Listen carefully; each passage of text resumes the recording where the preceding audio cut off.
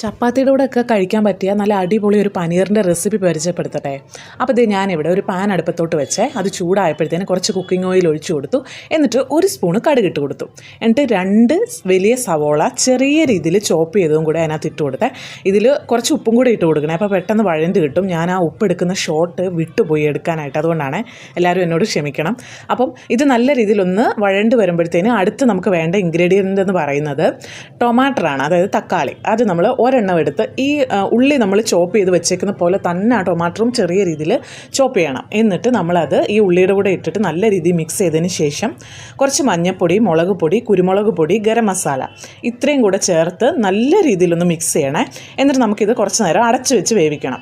ഇനി നമ്മൾ ഈ സമയം കൊണ്ട്, ഇത് വേവുന്ന സമയം കൊണ്ട് നമ്മൾ തയ്യാറാക്കേണ്ടത് പനീർ നല്ല രീതിയിൽ കഴുകി വൃത്തിയാക്കിയതിന് ശേഷം അത് നല്ല രീതിയിൽ ഇങ്ങനെ പൊടിച്ചെടുക്കണം. ഇത് എന്നിട്ട് ഇപ്പോൾ നമ്മൾ കുക്ക് ചെയ്യാനായിട്ട് അടച്ചു വെച്ച ആ ഒരു സവോള ഇപ്പോൾ ഏകദേശം റെഡി ആയിട്ടുണ്ട്, വെന്ത് വന്നിട്ടുണ്ട്. അതിലോട്ട് നമ്മൾ ഈ പനീർ ഇങ്ങനെ പൊടിച്ച് വെച്ചേക്കുന്നത് അതിനകത്തോട്ട് ചേർത്ത് കൊടുക്കണം.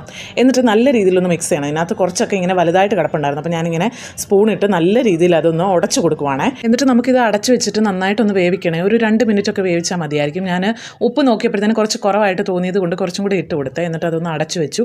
ഇത് ശരിക്കും വെന്ത് കഴിഞ്ഞിട്ട് ഓപ്പൺ ആക്കിയപ്പോഴത്തേനും മണം കാരണം അവിടെ നിൽക്കാൻ വയ്യായിരുന്നു. അത്രയ്ക്ക് അടിപൊളിയാണ്.